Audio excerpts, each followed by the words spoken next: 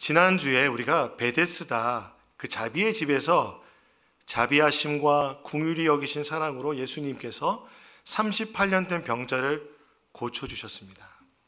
그 고쳐주신 예수님을 향해서 유대인들은 안식일을 준수를 어겼다고 하여서 예수님을 박해하기 시작하였습니다.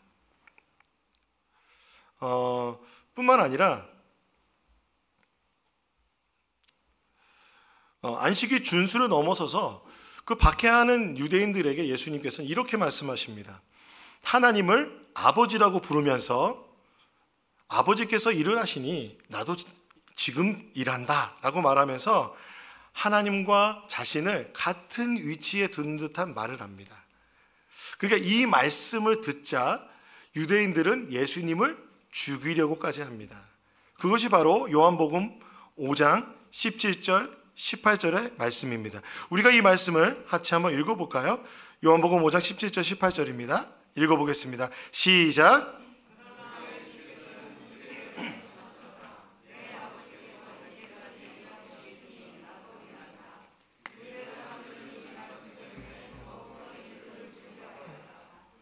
그것은 예수께서 안식일을 범하셨을 뿐만 아니라 하나님을 자기 아버지라고 불러서 자기를 하나님과 동등한 위치에 놓으셨기 때문입니다. 예, 그렇습니다. 이것이 오늘 본문에 바로 전에 있었던 일입니다. 이 바로 전에 있었던 이 일로 인해서 예수님께서 이제 그 유대인들에게 설교하신 내용이 오늘 우리가 읽은 본문입니다. 그래서 오늘 본문에 생략된 접속사가 있는데 따라해 보겠습니다. 그러므로라는 것입니다. 그러므로는 앞의 내용 때문에 지금 있는 이야기를 하는 겁니다. 유대인들이 하는 말과 그들의 마음의 계획, 예수님을 죽이려고 하는 그 계획을 아시는 예수님께서 아버지와 예수님과의 그 관계, 그리고 예수님이 나 자신이 어떤 사람인지에 대해서 말씀하여 주시는 것이 오늘의 본문의 내용입니다. 예수님께서는 아버지와 자신과의 관계를 중심으로 설명하시면서 예수께서 가진 권세를 말씀하여 주고 계십니다. 그것이 오늘의 본문입니다. 그러면 오늘의 본문을 읽고 오늘 본문의 말씀을 대한다면 우리가 예수님이 누구신지를 알 수 있습니다. 예수님이 직접 예수님이 누구인지를 설명해 주십니다. 높은 뜻 교회를 할 때, 높은 뜻 안성교회라고 할 때 하나님이 주인 되시는 교회입니다. 그리고 교회는 무엇입니까? 예수 그리스도의 몸입니다. 예수 그리스도를 믿는 사람들의 공동체입니다. 건물이 아니죠. 그렇기 때문에 이 교회에서 중요한 것은 예수님이 누구신가를 올바로 아는 것입니다. 그렇기 때문에 우리가 요한복음을 설교하고 있고, 요한복음에서 이제 여러분 이게 세 번째 이적이 나타났잖아요. 표징이 나타났잖아요. 표징의 목적은 예수님이 어떤 분인지 나타내서 예수님을 통해서 생명을 얻게 하기 위함이다 라고 말하였습니다. 몇 번 반복해서 말씀을 드렸습니다. 여러분 기억하시고 마음에 새겨주시기 바랍니다. 그래서요, 오늘 유대인들은요, 예수님의 이 말씀, 내 아버지께서 이제까지 일하고 계시니 나도 일한다 라는 말이 불편하셨어요. 불편했어요. 이 말씀을 듣고 왜 하나님을 아버지라고 부르느냐, 우리는 당연하게 여기지만 여러분이 만약에 유대인의 신앙을 가지고 있었다면, 여러분들이 유대인들이라면 당장 그 사람을 뭐라고 얘기할 거냐면 신성모독이다 라고 말할 거예요.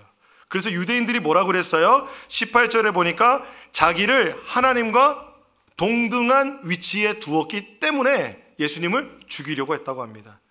동등한 위치에 두었다라는 것은 사람이 하나님과 같이 됐다는 거예요. 사람이 나를 하나님이다 라고 말했다는 거예요. 그게 신성모독이라는 겁니다. 그런데 여러분, 사람이 나 자신을 하나님이다 라고 말한 경우가 있었나요? 없었나요?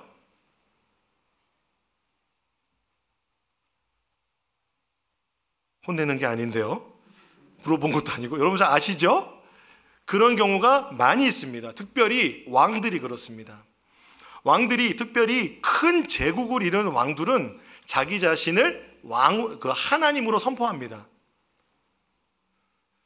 그래서 로마 황제들이나 그리고 예를 들어서 이집트의 황제나 또는 뭐 바벨론이나 페르시아 이런 황제들은 자기가 신이라고 등극시킵니다.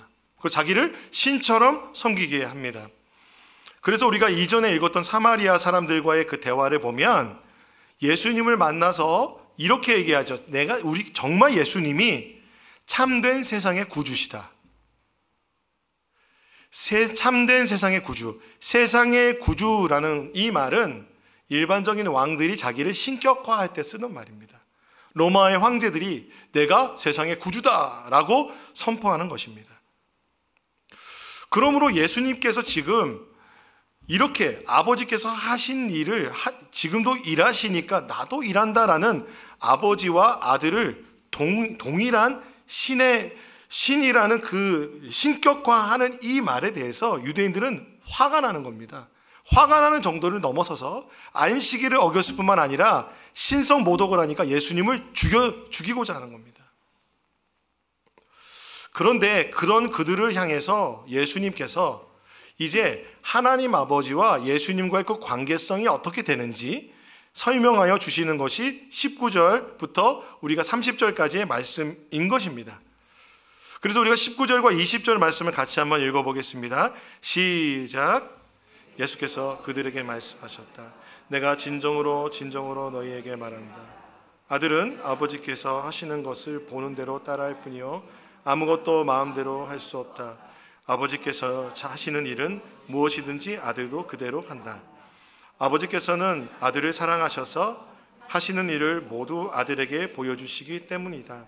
또한 이보다 더 큰 일을 아들에게 보여주셔서 너희를 놀라게 할 것이다.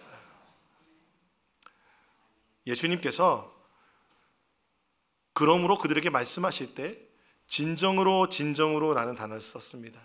아멘 아멘. 이 말의 의미 아시죠? 아멘 아멘 두 번 이야기하면서 진정으로 말할 때는 이 말을 선포하시는 겁니다.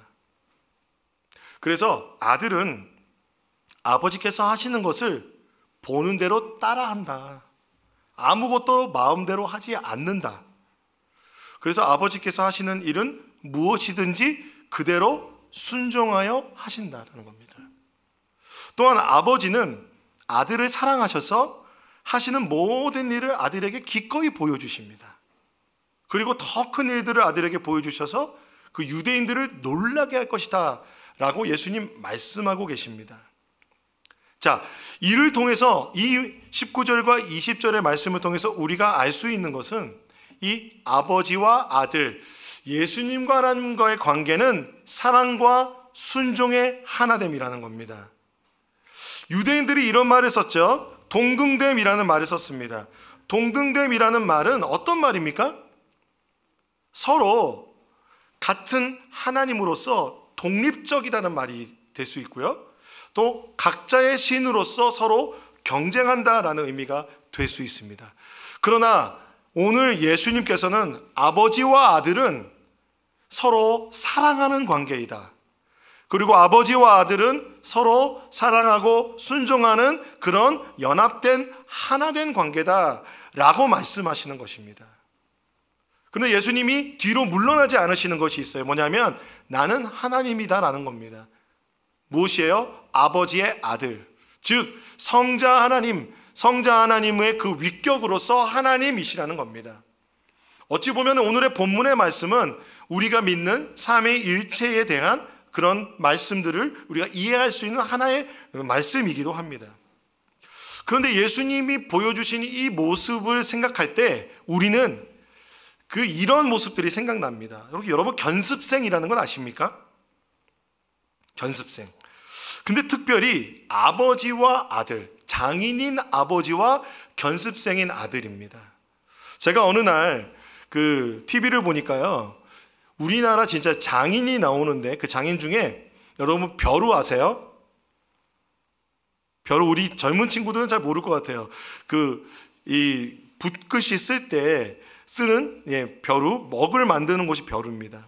근데 여러분 이 벼루가요 아무나 만드는 게 아닙니다. 우리는 문방구에서 쉽게 사지만 정말 귀한 벼루는 장인이 만듭니다. 근데 이 장인이 어디 있냐면은 울산에 사시는 거예요. 울산에 사는데 이분은 어디서부터 시작하냐면 울산에 있는 어느 산과 그 강을 다 다니면서 무엇을 찾냐면 이 벼루에 합당한 돌을 찾습니다. 그리고 이 돌을 딱 보고요. 이 돌을 보고 이분은 뭘 만드냐면 벼루를 만드는데 크게 깎기도 하고 작게 깎기도 하고 툭툭툭툭 두드리면서 두드리는 대로 어느 순간 보면 벼루가 나타납니다. 근데 이 벼루 만드는 일을 그분 혼자 하고 있는 거예요. 아무도 전수받지 않아요. 누가 벼루 만드는 일을 전수받겠습니까? 요즘에 여러분 집에서 벼루 쓰시는 분이 많이 없잖아요. 그런데 그의 아드님이 이 벼루를 만드는 일을 이어받기로 결정을 했습니다. 얼마나 귀한 결정입니까? 그러니까 이 아버지는 아들에게 돌을 고르는 법부터 해서 무엇을 보여줍니까? 이 돌을 깎는 법, 크게 깎고, 그리고 이 벼루의 모양이 나오게 하고, 이 벼루가 어떻게 하면 좋은 벼루가 될지를 보여주고, 그리고 아들은 그대로 따라합니다. 그러므로 이 아들은 아버지를 존경하고 공경하여서 아버지가 하시는 그대로 따라합니다. 이 벼루를 만드는 일을 그대로 이어받기 위해선 아버지가 하는 그 모든 행동들을 자세히 보아야 합니다. 모든 것을 그대로 따라야 됩니다. 그리고 아버지는 이 아들이 전수받기로 한 것을 기뻐하여서 모든 것을 보여줍니다. 이것이 바로 예수님께서 아버지 하나님과 아들 예수님의 그 관계를 표현하신 모습입니다. 그러므로 이 두 위격의 관계는 경쟁이나 서로 대립의 관계가 아니라 독립이 아니라 서로 친밀한 관계 속에 있는 겁니다.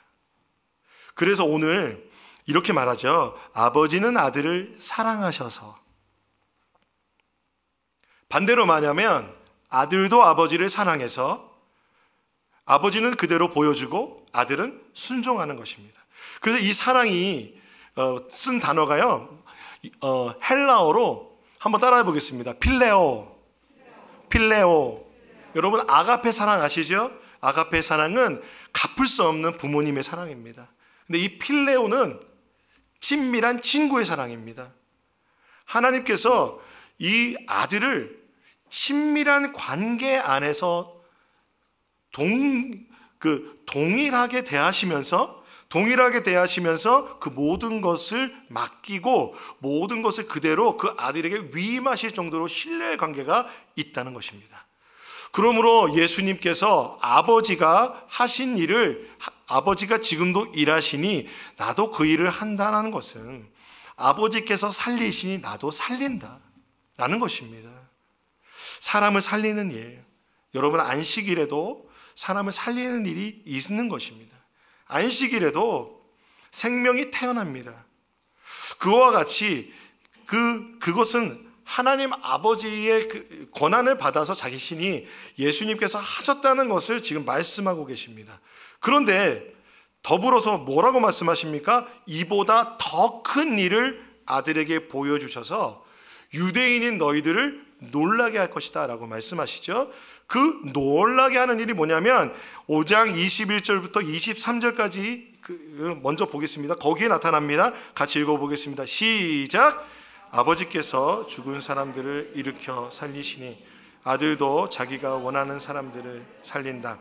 아버지께서는 아무도 심판하지 않으시고 심판하는 일을 모두 아들에게 맡기셨다. 그것은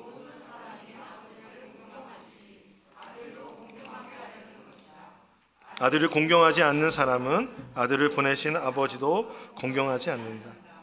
그렇습니다. 그 더 큰 일, 사람들이 놀라게 되는 그 일은 사람을 살리시는 일과 심판하는 일입니다.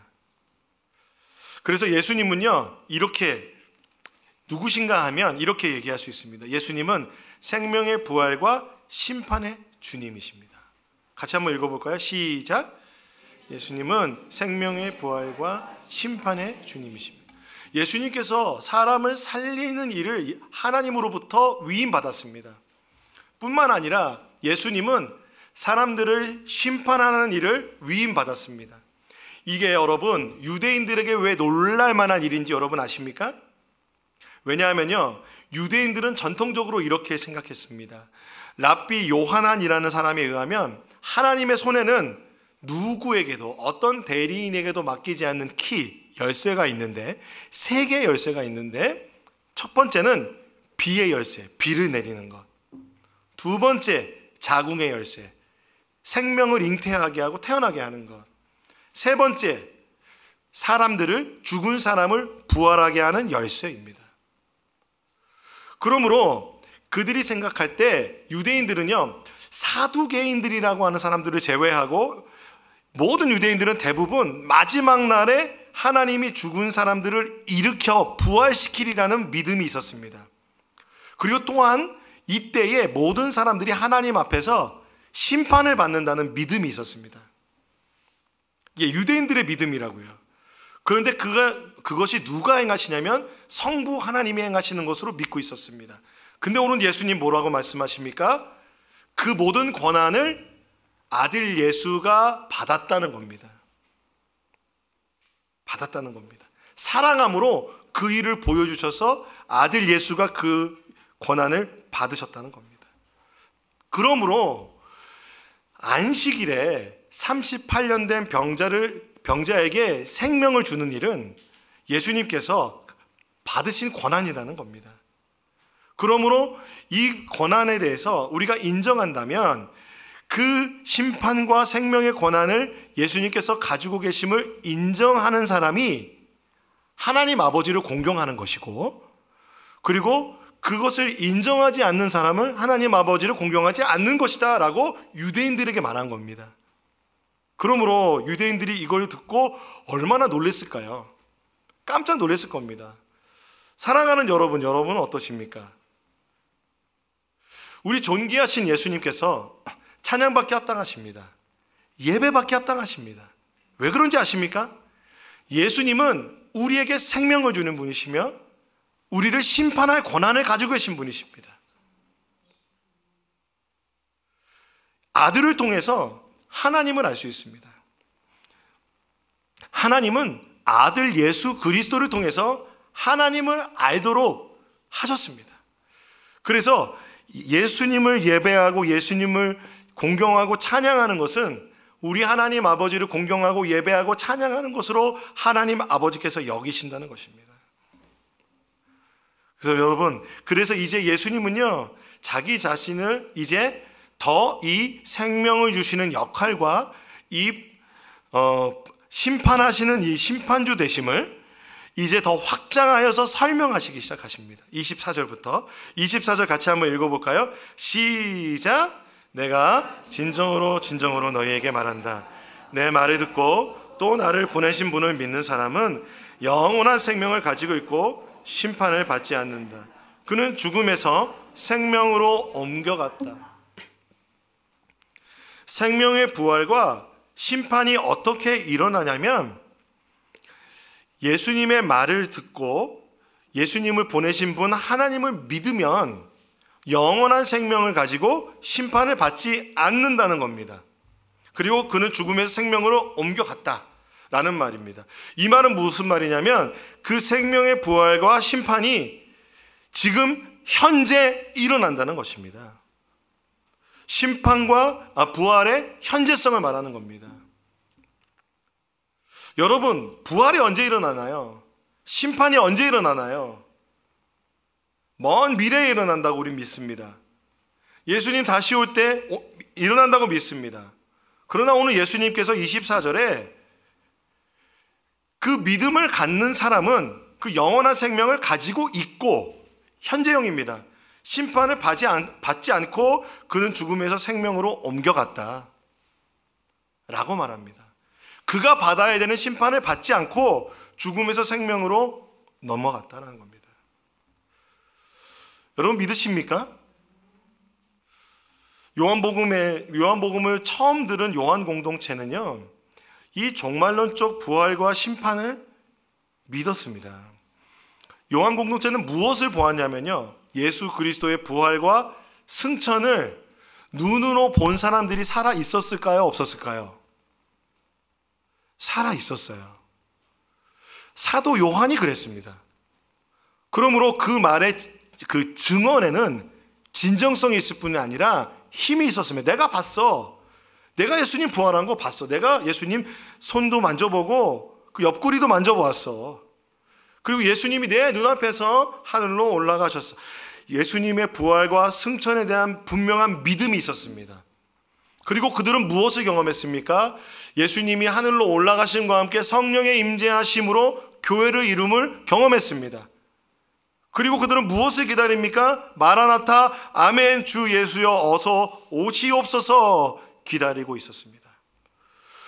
그들은 이미 십자가를 경험하였지만 아직 이루어지지 않은 예수님의 오심을 기다리고 있었습니다. 그런데 그러므로 요한 공동체가 이 24절의 말씀을 읽는다면 그 부활과, 생명의 부활과 심판이 지금 현재 나에게 일어나였다. 죽음에서 생명을 얻는 것이 부활이라면 그 죽음에서 생명을 얻는 그 부활이 나에게 지금 일어났다는 겁니다. 먼 미래에 일어나는 부활이 아니라 내가 예수를 믿으면 그 생명의 부활이 내 안에서 일어난다는 겁니다. 일어난다는 것입니다. 일어났다는 겁니다. 여러분 예수를 믿으십니까? 그러면 여러분 안에는 생명의 부활이 있습니다. 또한 여러분 심판의 현재성, 심판을 받지 않았죠. 그러나 그 심판은 예수를 믿음으로 받은 겁니다. 그 심판을 누가 받았는지 아십니까? 바로 예수님이 받으신 겁니다. 예수님께서 높아지심은 낮아지심을 통해서 받으셨습니다. 미스터 소요리 문답을 보면요, 자 보십시오. 같이 한번 읽어보겠습니다. 시작. 그리스도의 높아짐은 사흘 만에 죽은 자 가운데서 다시 살아나신 것과 하늘로 올라가신 것과 하나님 아버지 우편에 앉아 계신 것과 마지막 날에 세상을 심판하러 오시는 것이다. 즉 예수께서, 예수를 믿으면 요한복음 3장 16절에 보면 우리가 영생을 얻게 된다고 하는데, 사흘 만에 죽은 자 가운데서 다시 살아나셨다는 것, 하늘에 올라가시고 하나님 우편에 지금도 앉아 계신 그 예수 그리스도, 그리고 마지막 날 세상에 심판하러 오시는 그 예수 그리스도를 믿는 것, 이것이 예수님이 우리의 삶에 존귀하시고 높아지셨다라는 것을 믿는 것이라는 것입니다. 그러므로 여러분 그 심판 누가 받았냐면 예수님이 받으신 겁니다. 십자가에서 우리가 받아야 되는 그 죄의 결과, 죽음의 결과를 예수님이 십자가에서 대신 받으신 겁니다. 여러분 이렇게 죄라고 얘기하면은 멀리 다른 사람 얘기예요. 다른 사람 얘기인 줄 알아요, 여러분. 그러나 여러분의 마음의 동기를 살펴보십시오. 일주일의 삶을 살펴보십시오. 우리가 그런데 예수 믿고 산다고 하면서도 죄 짓고 살지 않습니까? 사람은 죄를 짓는데 더 빨리 달려갑니다. 육신의 안목의 정욕, 육신의 정욕과 안목의 정욕, 그리고 이생의 자랑을 향하여 달려갑니다. 여러분 우리 얼마나 자랑하려고 합니까? 얼마나 인정받으려고 합니까? 이것이 바로 사실은 죽음의 권세 아래에 있는 것입니다. 그런 우리가 예수 그리스도를 믿음으로 우리가 영원한 생명을 얻었습니다. 예수님이 우리의 그 죄의 대가를 미리 주님이 그 심판을 받으셨습니다. 우리가 받을 그 심판, 예수님께서 십자가에서 모두 다 감당하여 주셨습니다. 심판이라는 말이요, 여러분 정죄라는 말입니다. 죄의 값을 묻는다는 겁니다. 죄의 책임을 묻는다는 겁니다. 여러분 지금 여러분에게 죄의 책임을 묻는다면 여러분 하나님 앞에서 떳떳할 사람이 누가 있겠습니까? 그러나 그 심판의 정죄를 예수 그리스도의 십자가에서 그에게 담당시키셨습니다. 그래서 죽음에서 생명으로 그 예수 그리스도의 십자가를 믿으면 생명으로 즉시 옮겨가는 것입니다. 요한복음 말씀을 같이 읽어볼까요? 시작. 아들을 믿는 사람은 심판을 받지 않는다. 그러나 믿지 않는 사람은 이미 심판을 받았다. 그것은 하나님의 독생자의 이름을 믿지 않았기 때문이다. 심판을 받았다고 하는 것은 빛이 세상에 들어왔지만 사람들의 자기들의 행위가 악함으로 빛보다 어두움을 더 좋아하였다는 것을 뜻한다. 예수를 믿으면 죽음에서 생명으로 옮겨갑니다. 죽음이 지배하는 세상에서 생명의 세계로 옮겨갑니다. 그리고 이것이 죽음에서 생명을 얻었기 때문에 생명의 부활의 시작입니다, 여러분. 부활의 현재성입니다. 그리고 이 부활의 현재성은 미래의 부활을 보장합니다. 그런데 그 부활이 이미 이루어진 것입니다. 그런데 여러분, 오늘 이 말씀에 보면 예수를 믿지 않는 사람은 이 사망 권세에 묶여 살고 있다는 것입니다. 예수를 믿지 않는 사람은 이미 예수를 믿지 않음으로 자기 행위가 악함으로 빛보다 어두움을 더 좋아했다는 것으로 심판을 이미 받았다라고 성경은 말하고 있습니다. 사랑하는 여러분, 오늘 설교 말씀이 불편하지 않으십니까? 오늘 설교 말씀을 준비하면서 참 들으면서 불편하실 수 있겠다는 생각을 했습니다. 예수님을 이미 믿는 사람은 괜찮지만 예수님을 믿지 않는 사람이나 주변에 믿지 않는 사람들이 있는 사람은 이 말씀을 들을 때 어떤 마음이 들까? 근데 왜 예수님은 그럼에도 불구하고 이 말씀을 하셨을까? 그리고 저는 오늘 이 설교단에서 왜 이 말씀을 전해야 할까? 그런데 여러분, 이 죽음에 대한 죽음의 권세에 묶여 살아가는 것은 우리가 예수님의 그 생명의 부활의 현재성을 믿지 않으면 우리도 그 죽음의 영향을 받습니다. 사망의 권세를 영향을 받는다는 겁니다. 여러분, 생명의 부활은 사실 우리에게 날마다 필요한 것입니다. 요한복음 5장 25절에서 27절의 말씀을 같이 한번 읽어볼까요? 시작. 내가 진정으로 너희에게 말한다. 죽은 사람들이 하나님의 아들의 음성을 들을 때가 오는데 지금이 바로 그때이다. 그리고 그 음성을 듣는 사람들은 살 것이다. 그것은 아버지께서 자기 속에 생명을 가지고 계신 것 같이 아들에게도 생명을 주셔서 그 속에 생명을 가지게 하여 주셨기 때문이다. 또 아버지께서는 아들에게 심판하는 권한을 주셨다. 그것은 아들이 인자이기 때문이다. 죽은 사람들이 하나님의 음성을 들을 때가 오는데 지금이 바로 그때이다 라고 말씀하십니다. 이 말씀은 그러므로 오늘 여러 번 말씀드립니다.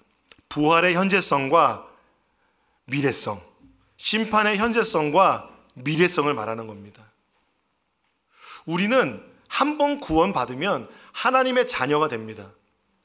여러분 믿으십니까? 그러나 하나님의 생명을 누리며 살아가는 것은 다른 문제입니다. 우리가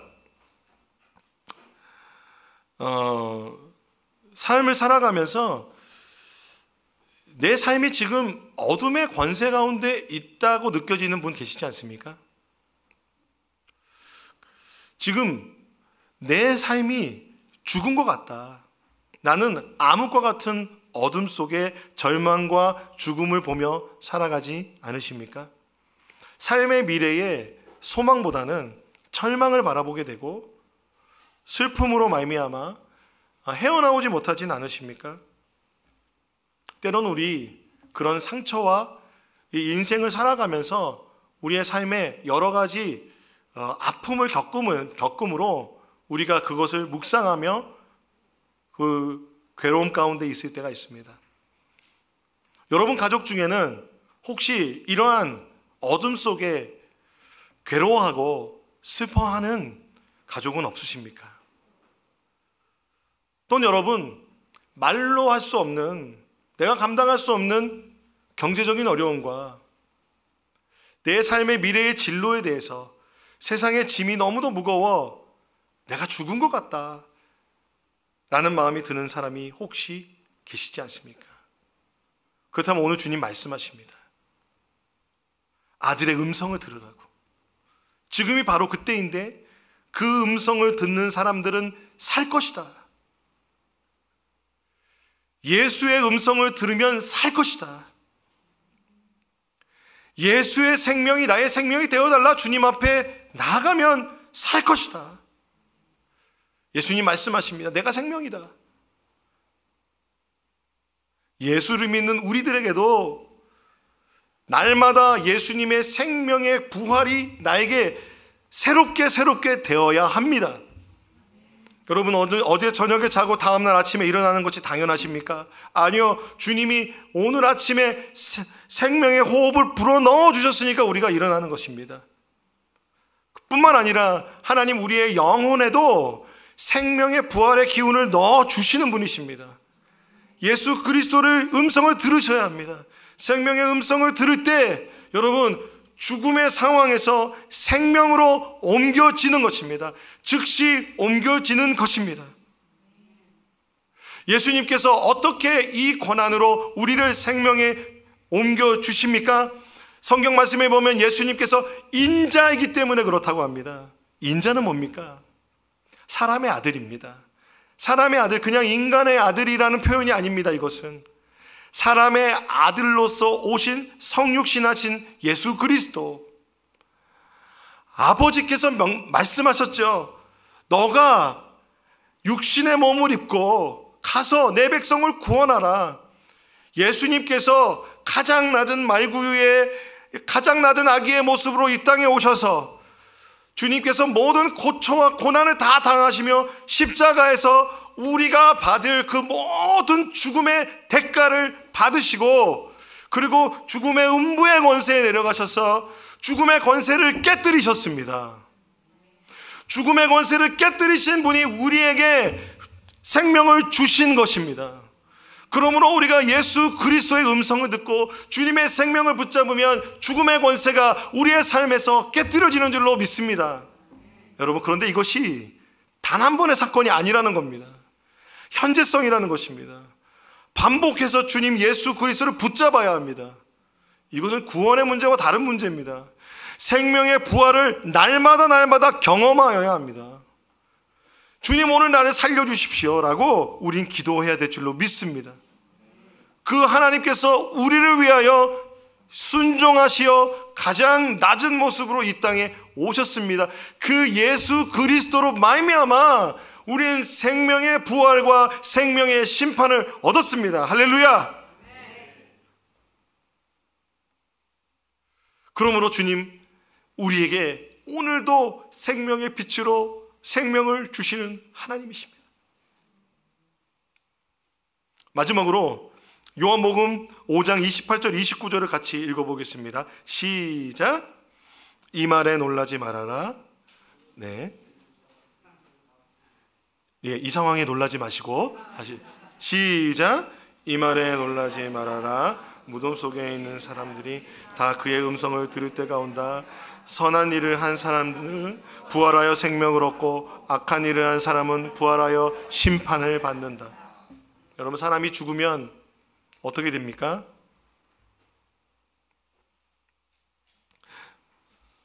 많은 사람들은, 다른 종교들은 윤회를 믿습니다.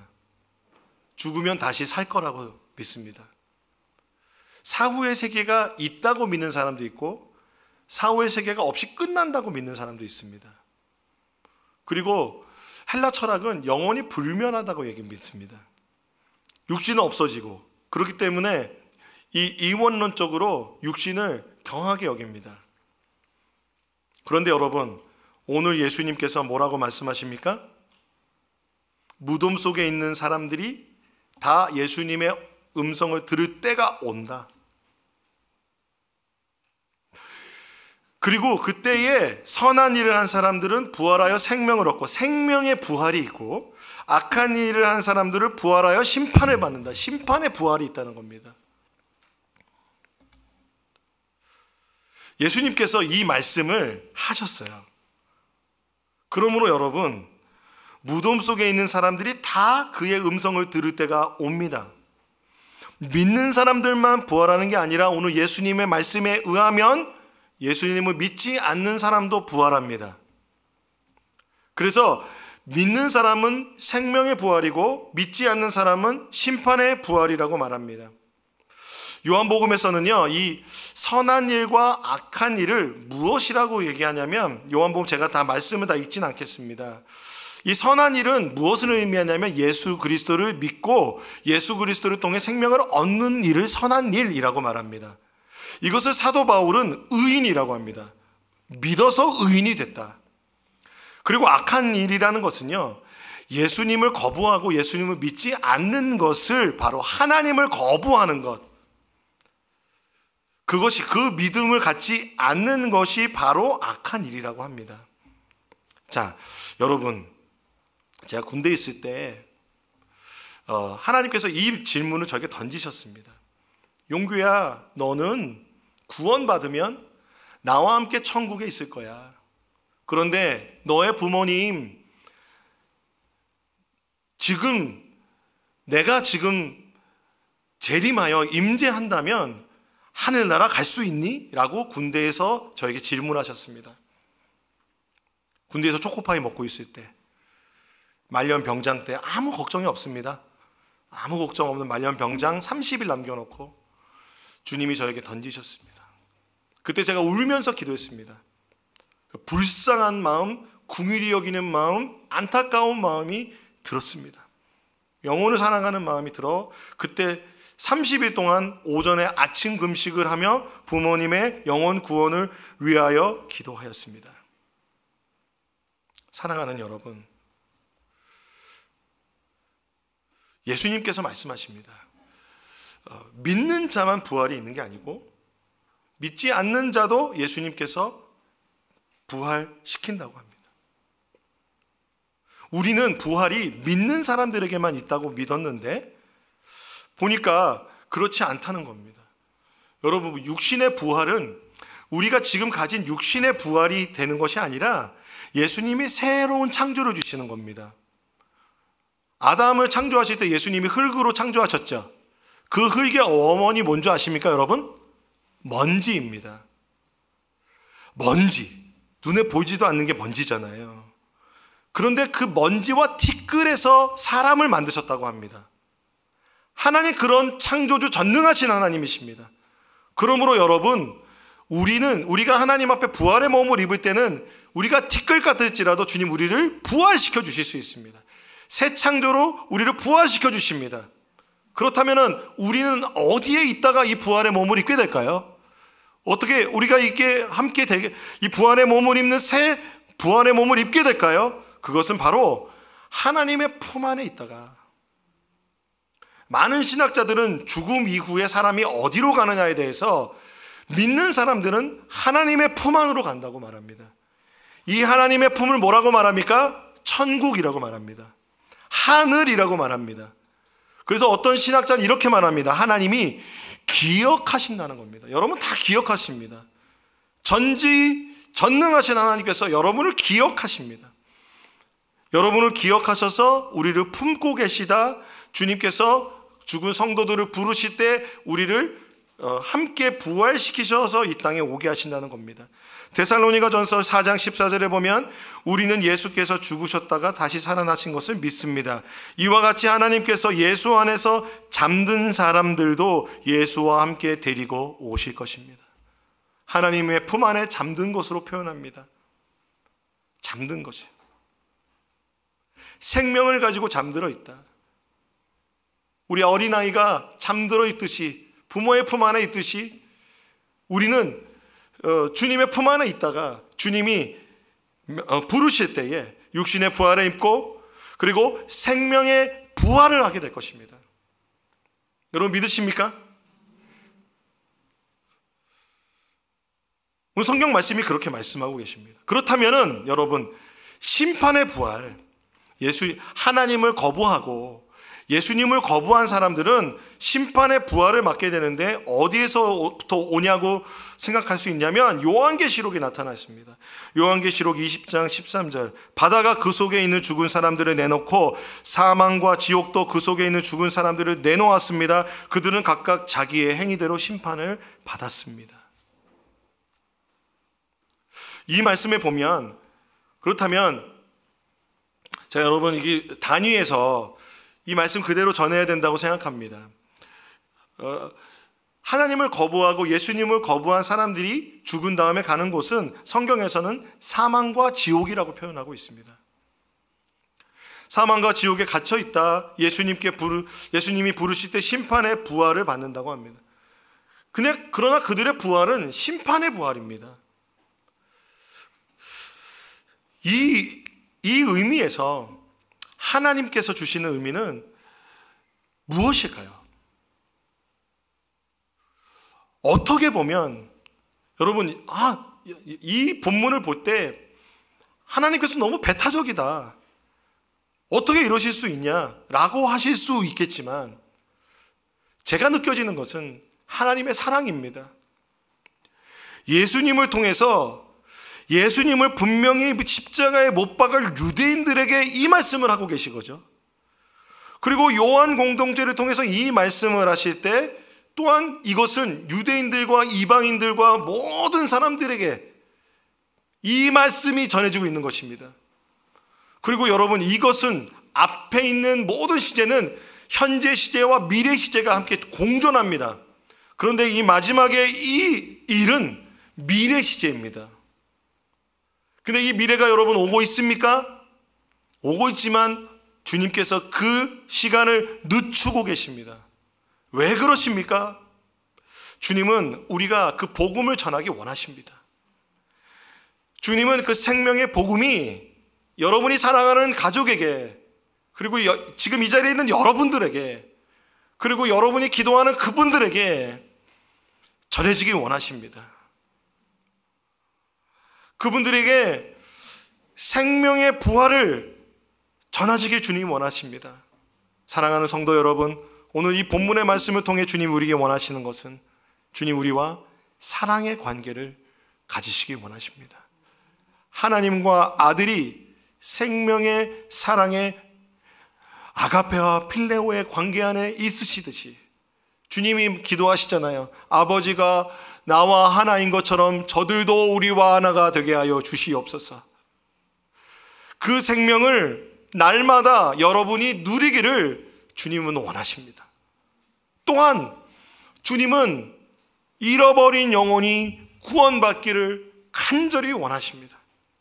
그 주님의 마음을 알아 우리가 생명과 심판의 주인 되시는 예수 그리스도를 인정하여 예수 그리스도를 붙잡고 살아가는 우리들이 되기를 주님의 이름으로 축복합니다.